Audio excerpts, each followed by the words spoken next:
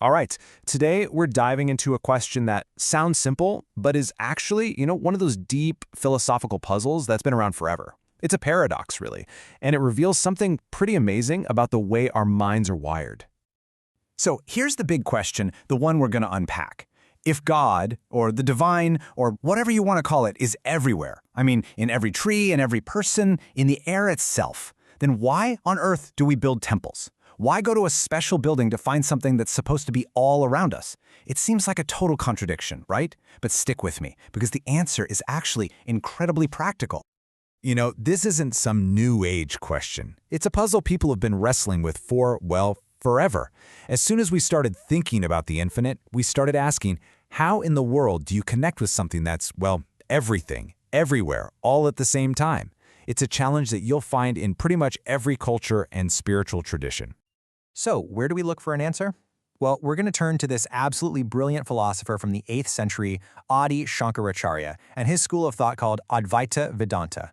And what's so cool about his take is that it's not some mystical, floaty answer. It's almost psychological, super practical. Okay, first things first. We need to get our heads around one key idea: Brahman. Now, in this way of thinking, Brahman isn't some person up in the clouds. Think of it more like the very fabric of reality itself. It's the single, pure consciousness that makes up everything. And this is a really important bit. It's not in the universe, it is the universe. So, that leads us right to the foundational truth. Brahman is everywhere. This ultimate reality, it's not locked away in a building or a statue. Nope, it's in you, it's in me, it's in the air we're breathing right now. That's the whole idea. Sounds simple enough, doesn't it? So, if it's that simple, what's the big deal? Where's the problem? Well, turns out the problem isn't with the truth. According to Shankaracharya, the problem is us. Or to be more precise, it's about the way our minds work. It's a hardware issue, you could say. And here's that obstacle. Our minds, well, they just aren't built to deal with pure abstraction. We need stuff we can see, touch, and focus on. We think in terms of objects and places and shapes.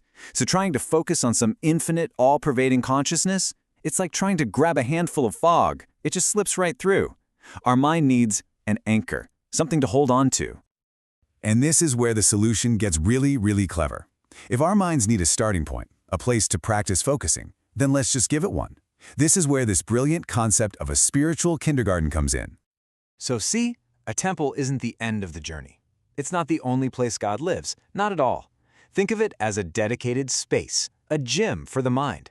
It's a training ground, specifically designed to help our restless, wandering minds finally start to learn how to focus. And there's a clear path here, a progression. First, you start at step 1, the temple. This is your kindergarten. It's a controlled environment with symbols and rituals that help you train your mind to be still. But you don't stay in kindergarten forever, right? Once your mind gets stable, you move on to step 2, the world. Now you start taking that focus outside the temple walls, and something amazing happens. You start seeing the divine everywhere.